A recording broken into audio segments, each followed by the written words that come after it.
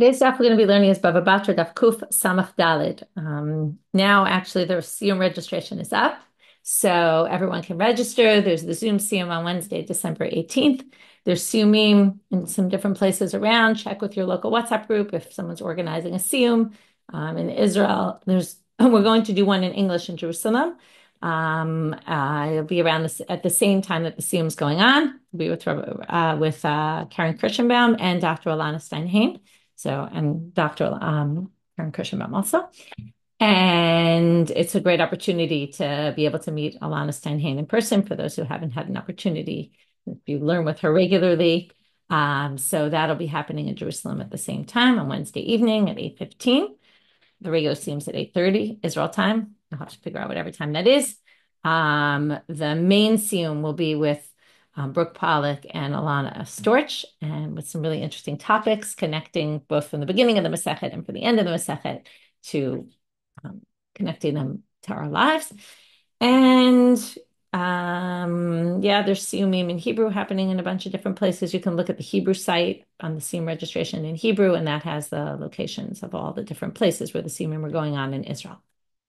Okay, with that, we're going to get started with our daf. I just want to point out two interesting comments after class yesterday. One on the Zoom, Terry Kravosha, you might have remember hearing from it. One of the CMs had mentioned about the fact, that not always are documents done in this careful manner, and sometimes people sign before, leave parts blank and people fill in, which was one direction. I got another comment from a lawyer who's loving this again, say this really happens all the time, that how careful they are about how to do things, about making sure everyone initials every page and making sure there's no spaces. And, so two extremes of, how people do things. I assume in the cases Terry was talking about, when you can really rely on people and you have trustworthy people, it's very different than if you're concerned, but if you're going to a lawyer who's responsible and they're saying, okay, sign here, I'll fill in later, there's obviously a different situation here where there's a certain amount of that's what they call, can't think of the word in English now, trust that, that can be done sometimes. It's interesting to see the two reactions. It's always fun when people bring their life experience, their jobs, into the daf. So thank you for sharing your thoughts. And now we're going to start with a gufa. Which gufa always means we're going to go in depth into something we said, although you're going to see this is all along the same lines of, sometimes gufas, we get a little off topic. This is very on topic and very connected to what we've been doing. So we're going to go more in depth into the statement they quoted of Rav. We're at the very bottom of Kuf Samach Daled Amud Bet. Amar Rav, shtar haba hu ve'edav al hamachak kasher.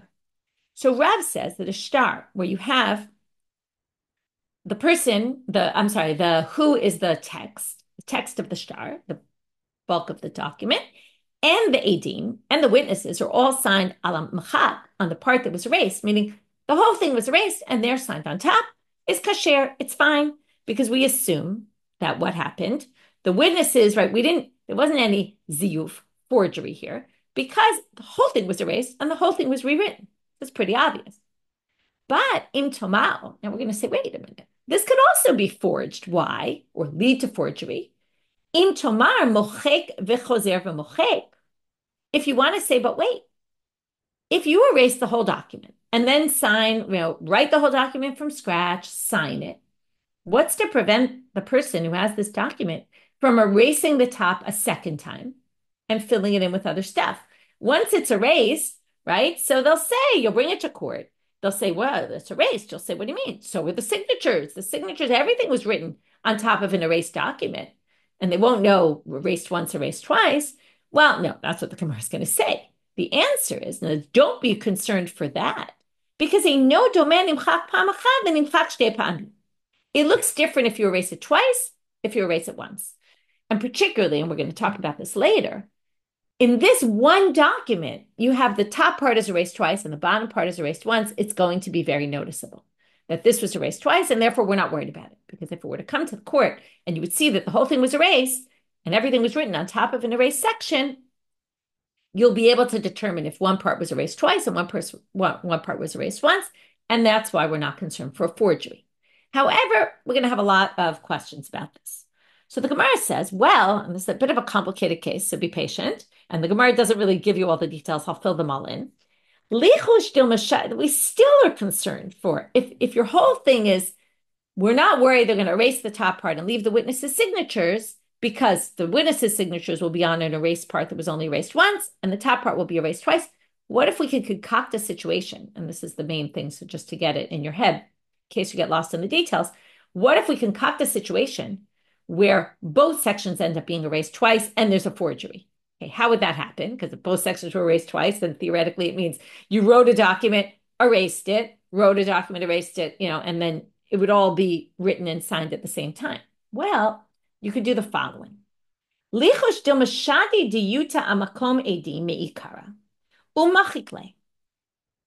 Well, after you erased and signed, okay, first you signed the document, okay, that first time we're not really concerned. You erased a document. That's really where we're starting. We're starting from the fact that you took a piece of paper, you erased the whole thing, and then you filled it in. And you have a perfectly good document, filled in all that. Now, what's the issue here? That's what Rav says is kasher. But why aren't we concerned that maybe they erased the entire thing? Okay, after it was already erased. They erased, but before, before they erased, no. They erased the document. Right. They erased it once. And then before writing up the document and signing on it, they did the following. They filled in with ink the bottom part. That's what it says here. Shade diyuta amakome di meikara. Okay, meikara means after it was written the first time, they erased just the signatures first, put ink on it. In other words, what they do is, they erase. I'm getting confused now. I'm sorry. They erase the document once, okay? Now, that's what we thought happened. They erase the document, and then they fill out a whole new document. But before they fill out a whole new document, they put ink on the bottom part where they erased, and they erase it. Now, what do you have? You have a document that was erased twice. Then, in other words, just the bottom part was erased twice, the signatures. Then you fill in the top and the bottom, okay? The Adim sign. And then you have a document that's signed. But notice at this point, now the assumption is nobody's looking at this point because the whole thing was erased already and it was just a blank document. And then, they didn't pay attention that the bottom part was erased twice and the top part was erased once. Everybody signs on the document. We write a document, we sign witnesses, and then what are we going to do? And the guy who wants to forge it, well, now, in between, he put that extra ink and erased it, so it would be erased twice. And now they're going to erase the top part. They're going to erase the top part and rewrite something in there. And now you're going to have what Rav said, hu ve'edav al is kasher, because here you're not going to distinguish between the top and the bottom because both were erased twice. Okay, so that's what it says here. Maybe. Now it says from the beginning. It doesn't really mean from the beginning. It means after the document was erased the first time, you're then going to fill in the bottom with ink. Erase it. I'm just reviewing now through the words. Erase it. And then after you fill it in again and then erase the top, you're now going to end up, right? And that's when they filled in the bottom with ink and erased it, you ended up the top was erased once and the bottom was erased twice. Now that allows you later to forward to this document and erase the top twice, and it will match the bottom because both are erased twice. So why aren't we worried about that? To which they're going, right? And then it says, ve'idi, right? Havale idi ve'idi nimchak shtei pamim. You're going to have both the top and the bottom will be erased twice. So Amar Abaye. Now, in order for that to happen, remember, I'm going to review again. What had to happen? You erase the document. In between the rewriting of it, right? The writing the second time of the document, you filled in with ink the bottom and erased it. So Abaye says that will never happen. Why will it never happen? Because Kasavar Rav must hold. In other words, if he's going to allow this kind of document, it must be he was worried about that possibility. And therefore, he must hold. The only time you can sign as a witness on a document that was erased is if they erased it in front of you. So that means between stage 1, when they erased it, and stage 3, right, we had different stages. So stage 1, they erased it. Then stage 2, the person came and filled in with black ink and erased it. That would never happen. And then stage 3 was they wrote out the document, the witnesses signed. That would never happen at stage 2 because in between stage 1 and stage 3, there's no time elapsed, there's no nothing.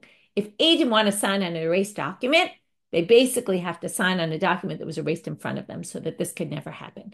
And Abaye claims that must be what Rav held. Otherwise, really, there would be concern for that forgery. Okay, so we now had two things we had to say according to Rav. One is people clearly know to distinguish, or certainly you could say the courts know to distinguish when a document comes to them, whether one part was erased once, one part was erased twice. You still could have a problem of forgery, as we just described, where you could make it twice. No, that won't happen because Rav must hold that in order for it to be erased and re-signed, the Adim would have to be in front of you. By the way, this is one of those sugyot which shows the importance in those days of recycling. And the recycling in those days was very, very common, not for the same reasons as today. I don't think they were concerned for environmental issues, but their concern was more that they just didn't have opportunity, right? This whole thing about erasing and having tons of sugyot written about this erasing is all because that was it was necessary for them. They didn't have tons of parchments, didn't have the money to afford all that. It wasn't a society of plenty. So because of that, there's a lot of discussion about reusing things, and it comes up in all sorts of sugyot. We're still going to have a problem with Rav, though, metive. And this difficulty is going to bring us to the end of Amud Aleph, so it's a little bit long and long-winded. So be prepared. I want to keep you in with the structure. We have this halacha of Rav that if you have a document that comes to the court where the entire thing is erased and then rewritten over, that's fine. So we brought up a few issues here. It still could lead to forgery. We resolve them. And now we're going to bring up a braita. So metive. Now we're going to have a different case, but it's written up in a braita. So this is before Rav, from the Tannaitic time period. And now we're going to say this raises a problem with Rav. That's what a metive is. It's bringing a Tannaitic source as a difficulty on an amora. If the text, who is always the text, is on paper, meaning it wasn't erased, and the edav ala mechak, and the witnesses were on an erased part, kasher. Now this seems pretty obvious why it's kasher, because the written part wasn't erased, so there's no concern for forgery here. Well, according to what we just said, if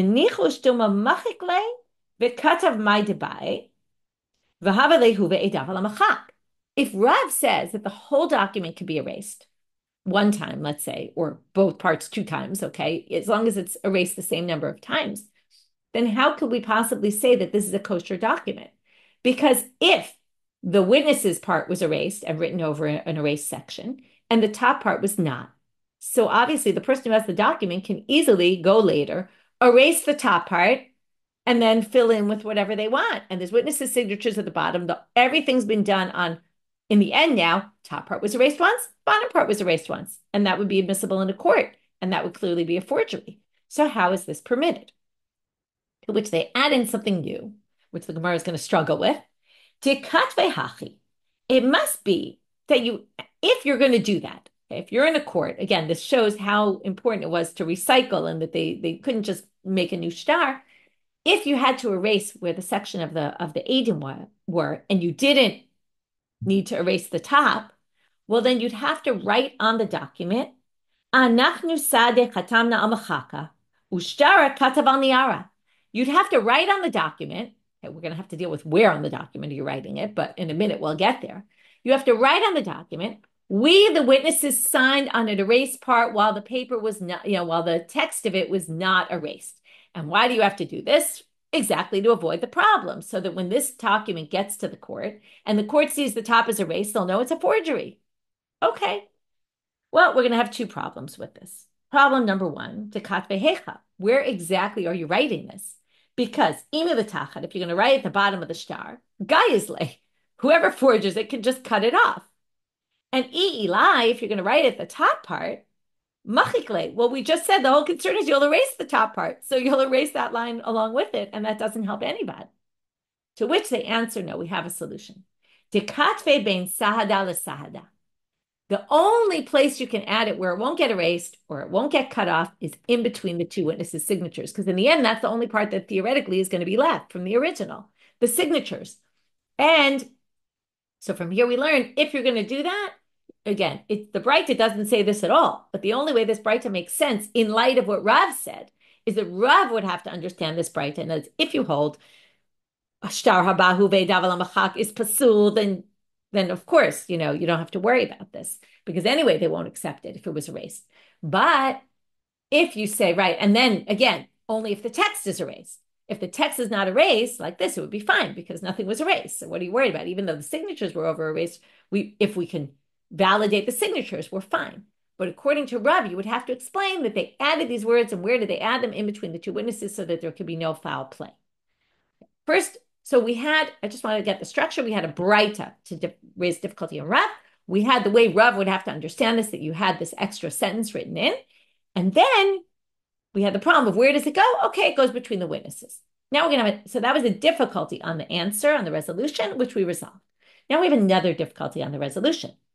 Well, ihachiyem a seifa. If you can write in this text, then the end doesn't make any sense because the end of that braita, which we haven't seen yet, brings the reverse case. If the top part is erased and the bottom part is not, and the witnesses are signed at the bottom on a part that's not erased, okay, everybody knows that's obviously pasul. Why is that pasul? Because it looks like you might have erased the top of it, right? And written anything you wanted in, and therefore this could be a total forgery. But if we have this solution of right in between, amai pasul, haNami, nichtavu hachi. If you can write those words, then just write the opposite here, right? Anachnu sadeh chatamna niyara ushtara machaka. The witnesses could write, we wrote on unerased parchment, and the top part was written over erased words, and then it's fine. Now, hashtanami my amar. Now, what could you say? What would be the obvious? It could have been erased twice, right? In other words, just because it says they was erased, it could be they erased the text a second time, and that's why we're concerned for forgery.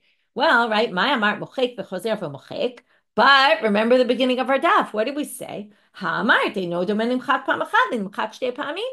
It looks different when you erase it once or twice. So if the witnesses write the words, we signed the document on clean paper, but the document itself was written on erased paper, meaning it was erased once, and it comes to the court and the court can see that it was erased twice, they'll know it's a forgery. So why is this disqualified? And this goes back to the original question. If you can add those words anachnu, and that was the only way we resolved the previous section of the braita, where we were concerned for forgery, but no, they must add those words. Well, then add the words here, and everything's resolved, especially because the court can distinguish between erased once and erased twice.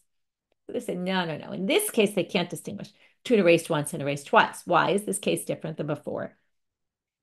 When did we say erased once and erased twice? You could tell when the top and the bottom, each one is erased a different number of times. In this case, the bottom part is not erased at all. And the top part, we want to distinguish between was the top part erased once or was the top part erased twice? That's already not easy to figure out. haNami, right? You could see how I could see the eyes of some of the people in the Zoom. Where are we going with this? That's only when we can distinguish when there's also witnesses signed on an erased part. But when the witnesses aren't signed on the on an erased part, you can't just tell the difference between whether this document was this top part was erased once or twice, right? We can do it by comparing two parts. So we can figure it out. If we compare the top part to the second part, we can see one is erased more than the other. But we can't tell, the naked eye can't just see, oh, I see a document. Was it right? It's always easier when we compare. So the Gemara says, okay, well, let's come up with another way to compare. They're still not satisfied. Take another piece of parchment, erase it once, write over it, and compare the two documents. You want to compare, so do it like that. No. Each parchment is different. So, one parchment looks like erased once, might not be the same as another parchment erased once, and therefore that won't be a good way to determine.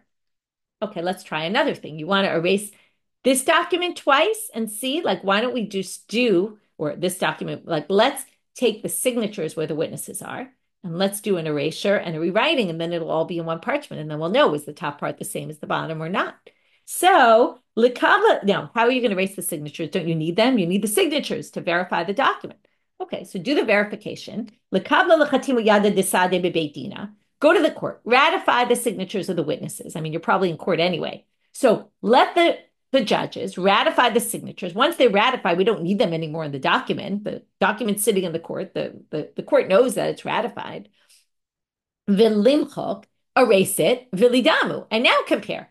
And now let's see if the bottom looks like the top. If the bottom looks like the top, then we know it's not a forgery. If the bottom looks different, then we know it's a forgery.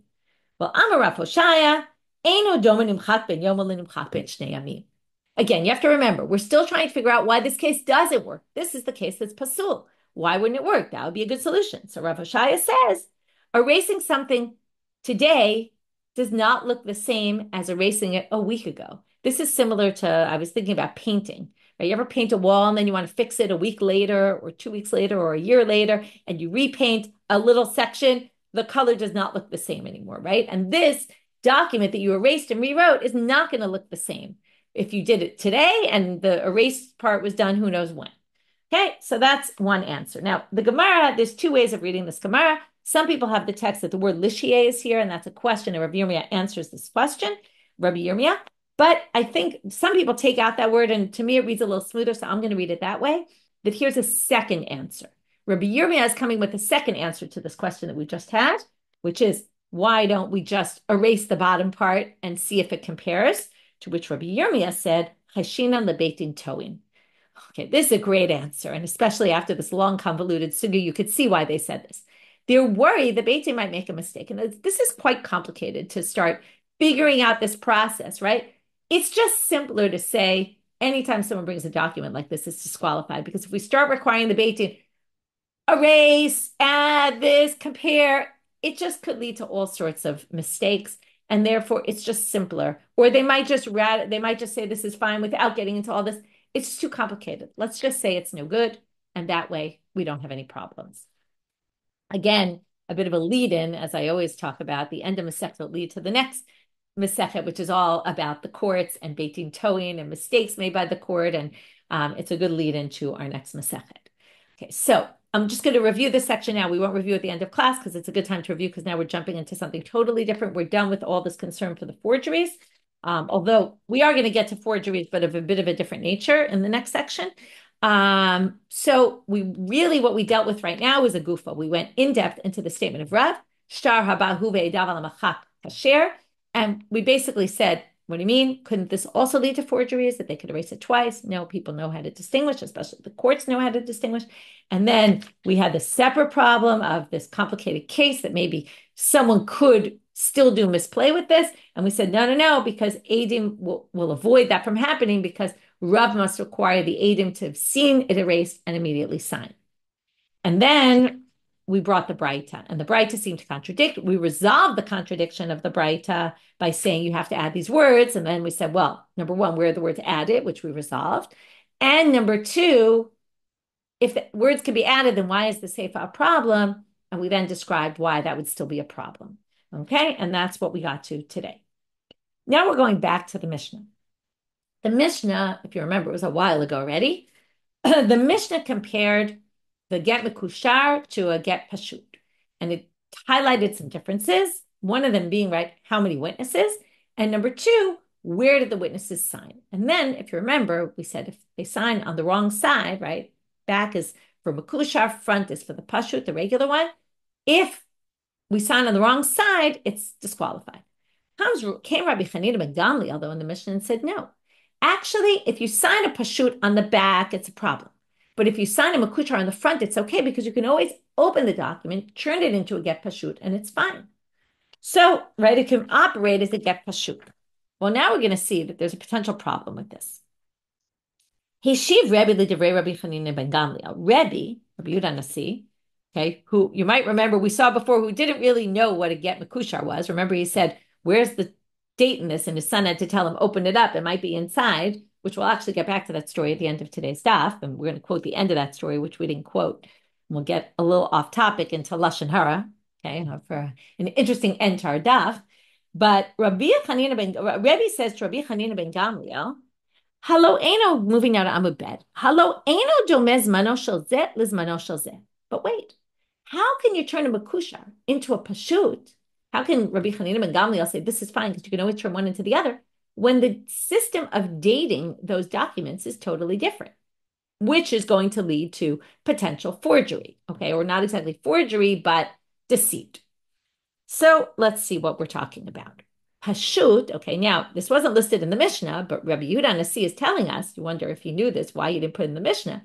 But since he edited the Mishnah, but often he just took Mishnayot that existed, and perhaps that's why, I don't know why. But Pashut, Malach Shana Monim Lo Shana, Shtayim Monim Lo Shtayim. It's always a problem how you count years. So according to the way, again, they wanted to make distinctions so that everyone knew which was a Pashut, what was a mekushar. They had all different laws. So one of the differences is how you date them. And they would always say in the year X of the following king, whatever king was king. So they would say, if the person ruled a year, that second year of their reign, that you would call the second year of their reign, okay, they would call that year one. Okay? It's like when you're 1 year old and you're 2 years old, right? You're actually in your third year, but we call you two. Okay? So Malach Shana Monim Lo Shana, Shtayim Monim Lo Shtayim. That's the way you do the Pashut. Mekushar, but in a mekushar document, Malach Shana Monim Lo Shtayim. When you get into your second year, we already call that year two. Shtayim Monim Lo Shalosh. If you're into your third year after you've reigned for 2 years, we call that the third year. So in the document we write, so if it was, let's say 2024, okay, so the Pashut would call that, right? That would be, let's say, year one. And in the mekushar, it would be year two. Okay, you follow? The mekushar date is going to be a later date. It's not really a later date, but it's going to sound like a later date. And what we're going to see is if we turn a mekushar into a pashut, it's going to say year two, and it was year one for the pashut. Okay, that's going to create a problem. So now, right, sorry, I hope I said that right. It's going to say year two, which for the pashut is actually a year later. In other words, if now 2024 is called year one for the pashut, and it's called year two for the mekushar, then when you think it's a pashut, you're going to think it's 2025 because year two of the pashut is a year later. That's the important thing you have to understand. That year two for the mekushar, for the pashut, that if it's written year two and it's mekushar, but we think it's a pashut because we're going to open this document and turn it into a pashut, year two for the pashut is actually 2025. It's a year later. So that's going to be important. So Zimnin did Yazif Mine Suze. Someone could do a loan, bimekushar, okay, with the get mekushar. Umitrama de Zuze Bene Bene Uparale. So I could lend you money with the get mekushar. You could somehow find the money early and return the money early. Va'amrle havli shtarai. And you say to me, give me the shtar. I want to rip it up because I don't want to have you to come to me with you say, I don't want you to come to me, Michelle, with a document. I want to rip it up. Va'amrle irkasli, and I claim, we've seen this very recently, and we've seen this many times. Oh, I lost it. Vikatav leitavra. So what do? We write a shavar, right? How do you ensure that I don't collect it twice? I write a shavar. Now the shavar says that you returned it in year one, right? But now what happens? Kimate zimne, because remember the date it's a get pashut, right? We don't know what get it is, okay? So we just go by year one, which is now. V'chima, according to the pashut, which is the standard. V'chimate zimne, when the time comes for the loan now, mishave le pashut, I turn the mekushar into a get pashut. Va'amrle hanehashta diyasif minai, and I say, hey, you owe me money. And you take out your shavar, but your shavar says you pay me back in year one. And this says the loan was taken in year two. And it looks like it was the same system of dating, and that this, right, instead of being 2024, right, it looks like the loan was in 2025. And then I say, okay, well, this was a different loan because look, your shavar is dated before the date on this document. Okay, so that could lead to problems. So that's what Rebbe asked Rabbi Chanina ben Gamliel. It's not clear he asked him directly. It seems like he asked about his opinion. Savar ain't kotvim shavar. So the only way to resolve this is to say Rabbi Chanina ben Gamliel. Okay, it's very similar to what we said earlier about Rav. It must be Rav held this because he must have been concerned for this forgery, right? It could be he didn't think about it. It could be he wasn't, right? But they say it must be he knew about this, and it must be he wasn't concerned for it because he held that you never write a shavar. Okay, you just don't write receipts. Now, what would you do in that case? It's a good question. How would you ensure that I wouldn't collect again? I don't know, but maybe you'd say to me, go find that star. I'm not paying you back till you find the star. Okay, so basically that avoids the problem because there is no shavar. The whole problem here is the shavar says you already paid me back, and I claim no, you didn't because that's dated before the date on the loan. but it's not really true because the date's just different. So that was Rebbe's question to Rabbi Chanina and Gamliel. How could you turn a mekushar into a pashut if the dating system is different? It could totally lead to deceit. So now they ask a different question on this story, which is, Umi baki Rebbe b'mekushar? How did Rebbe know this difference between a get mekushar and a get pashut? He was not up on the differences. Now, how do we know this? Vaha, and now we could have quoted that case where he had never seen a get mekushar before and didn't know that the date was inside, but they don't quote that one. They're going to quote it later. But now they're quoting a different story. Ha he mekushar da'ate l'kamei Rebbe. Someone brought to his court a get v'amar Rebbe shtar me'uchar zeh. He said this date is all late. It's all off the date. V'amar le Zunin l'Rebbe. Zunin came to Rebbe and said, Kach min hagash mazo. This is the way it works in this area. Malach shana monim lo shtayim, shtayim monim lo shalosh. In other words, this is the way this nation does it, meaning really in a get mekushar, this is how they do it.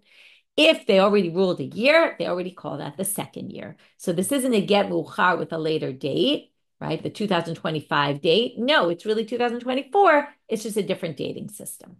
So obviously he didn't know this difference because of this whole story. Well, the obvious answer is, Batar deshama mizunin sabra.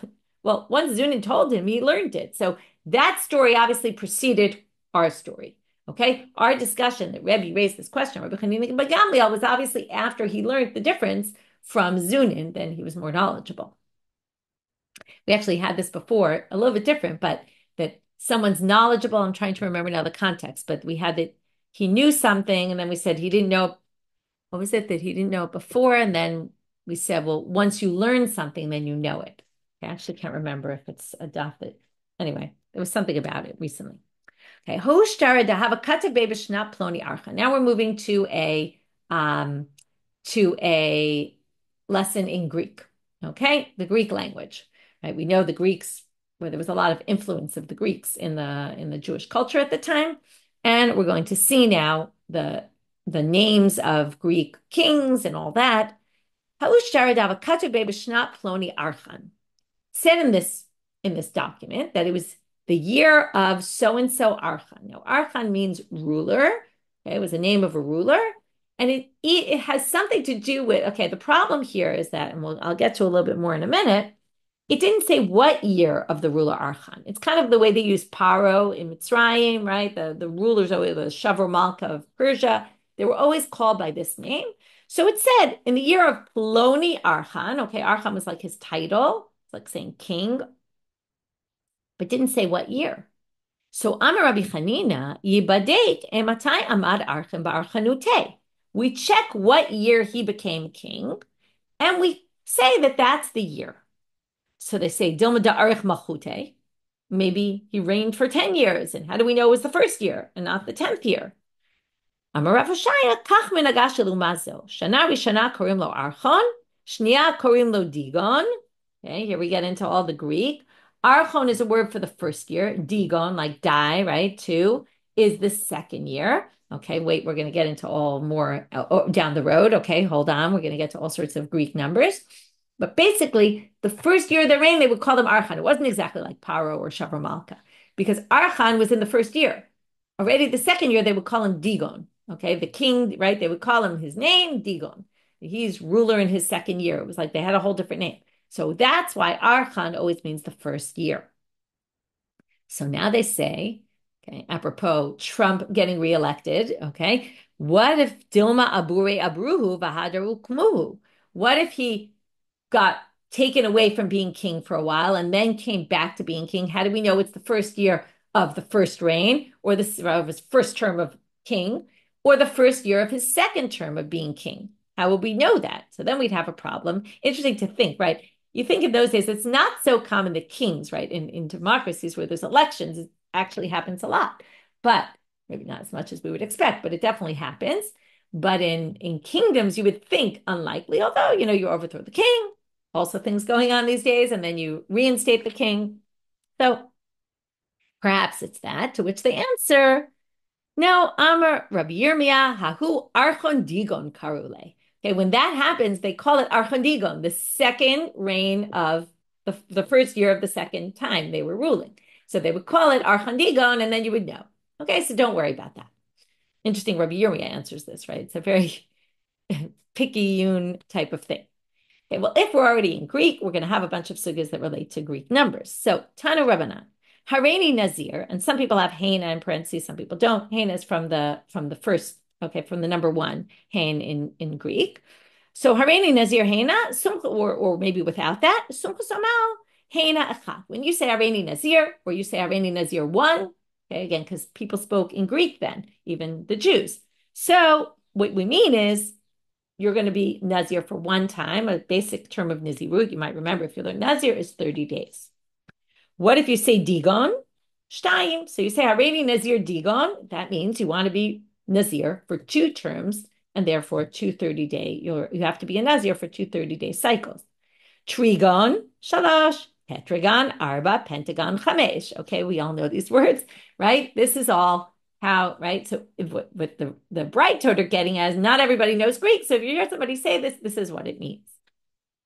And one other halacha having to do with Greek. And then we're going to move back to the story with Rabbi that we saw already. And from there, get off on a total tangent. Tana Rabbanan, Bayit Agol.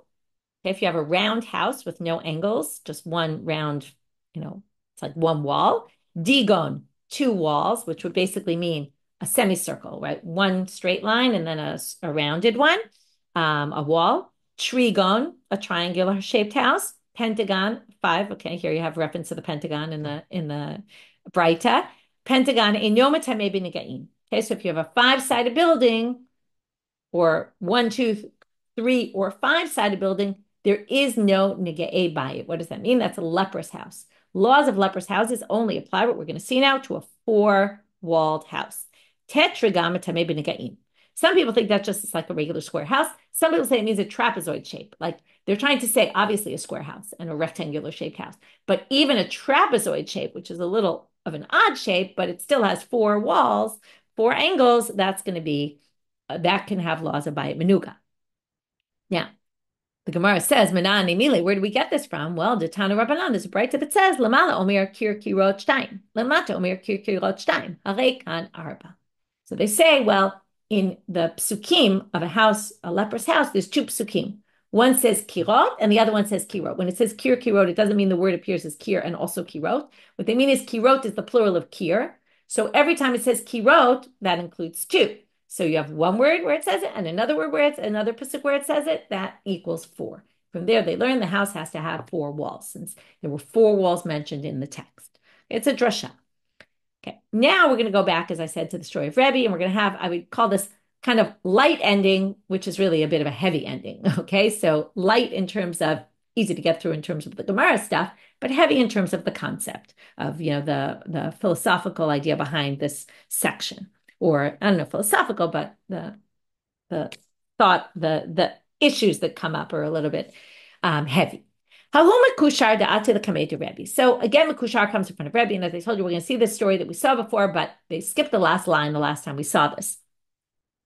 So the get mekushar comes before Rebbe, but I'm a Rebbe ain't zman b'zeh. So it doesn't say zman here.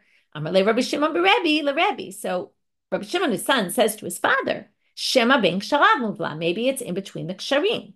Right? Untie it and you'll see the date. Palye v'chazye. So they untie it and they see the date. That's where we ended the story last time. But here it ends with another 2 lines. Hadra chazal be Rebbe bebishut. Rebbe looked down on his son, Rabbi Shimon, at this time. Why is that? Well, first of all, Rebbe was a little embarrassed by what happened, but perhaps it was sort of taking out his anger on his son, like his upset with himself for not understanding what this was. And he got upset with his son. The Rashbam says, why did he get upset with his son? Because he said, why did you write a get mekushar? You're not supposed to write a get mekushar because nobody really knows all the laws about a get mekushar, and therefore better not to use them at all. And he was upset with his son for writing it. He assumed his son wrote it. I don't know why. But Amarle, his son says, Lav anakatavte, I didn't write it. Rabbi Yehuda chayata katve, don't blame me, right? This is a classic. You get blamed for something, you just blame somebody else.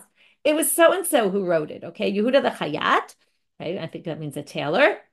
Yehuda the tailor wrote it, not me. Don't blame me. To which Rebbe gets upset with his son as well, and he says, Amarle, kelach milashon hara. From here, we're going to get off on the thing about lashon hara. He says, right, this lashon hara, no, don't talk lashon hara. Don't say bad things about other people. Okay, next story. Zimnan Abayativ Kameh v'Kapasik Sidra b'Sefer Tehillim. Okay, someone was sitting before him, and he was learning Sefer Tehillim or doing something with Sefer Tehillim. I'm a Rebbe, Kama Miyushar K'tavzeh. He said, wow, what a beautiful writing of Sefer Tehillim. Like, great job you did in writing this book. It's so beautifully written. Amar le, love ana katavte, Yehuda Chayata katve. Again, he says, it wasn't me, it was Yehuda Chayata. Now, this is a positive thing, right? The father was giving him a compliment instead of insulting him in the previous story. And he said, oh, no, it's not me. And what does Rabbi Yehuda haNasi say to his son? Amar le, kalach milashon hara hazeh. So the Gemara says, what? Bishlam hatam, I get the first story, ika lashon hara. He said something bad about him. Rabbi was all upset. This person wrote again mekushar, and he said it was somebody else. What bad is this? He was complimenting. He was saying somebody did something good. Well, Mishum de Rav Dimi, we can learn it from Rav Dimi, Ditane, it says in the braita. Ditane Rav Dimi Achua de Rav Safra, he brought a braita. Rav Dimi is not a Tana. He brought a braita. He's the brother of Rav Safra, and he brought a braita saying, La'olam al yisaper adam betovato shel chavero, shemitoch tovato bali de rato. You shouldn't even speak about people about good things they've done. Because from good, people can start saying bad things. If you start saying this person's so great, someone might say, not really. They did this and that and the other thing. And this is a fascinating halacha. Okay, we're going to call this avak lashon hara in a minute. Okay, which is that even saying good things about people is a bad thing. Now, there's a big debate. Is this if you say it in front of the person? If you specifically say it not in front of the person, right? You should be talking about a person behind their back. Then people, even if it's good things, people will start, it might cause someone to say something bad. It might cause you to bring up something bad about them. Usually when people hear compliments about someone, it makes them uncomfortable with themselves. And that causes them to say, oh, they're not as great as you think because blah, blah, blah. And any kind of talk about anybody is really problematic. And that leads Rav Amram, the Gemara, to say, Amar Rav Amram, Amar Rav, and this is, like I said, a little bit of a heavy way to end the daf. Shalosh averot ein adam nitzol mehem b'chol yom. These are three sins that are just unavoidable. And according to this, right, sounds like everybody sins with these three things over the course of every day. Okay, it might be a bit of an exaggeration, but what it's saying is these are really, really hard things to avoid. What are they?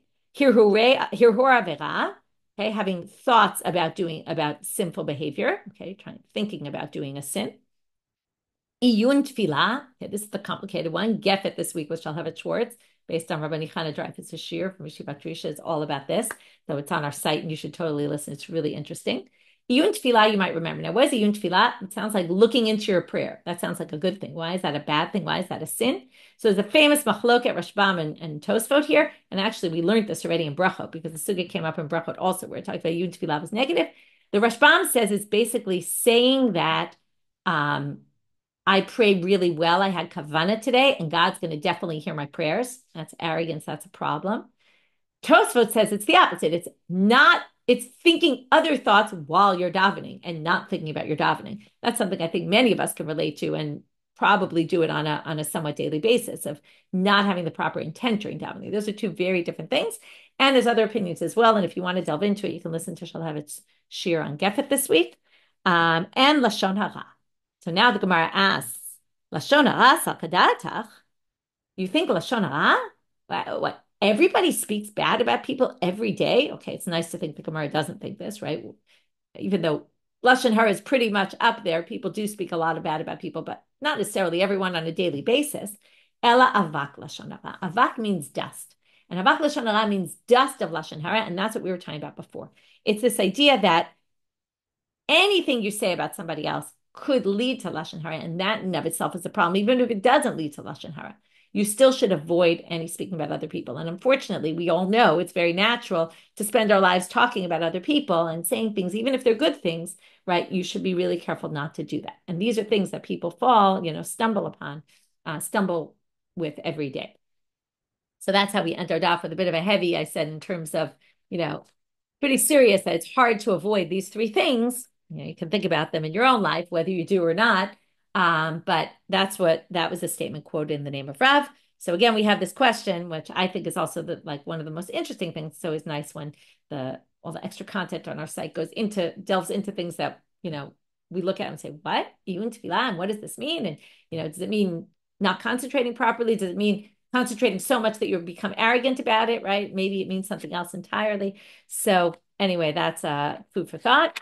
So again, the first part of the daf we already reviewed. Then we got to Rabbi Chanina, so I'm not going to review that. That was all about Rav's statement about them writing on an erased document. We have Rabbi Chanina ben Gamliel, who said the mekushar can be opened up and become a pashut. And Rabbi said, but then the whole date system is messed up. So you'd have to say that Rabbi Chanina didn't hold by the by using shovarim, and then you won't have that problem that we suggested about the possible deceit. From there, we got to this archan and digon and what all those things mean, because it's important to understand if we're talking about documents.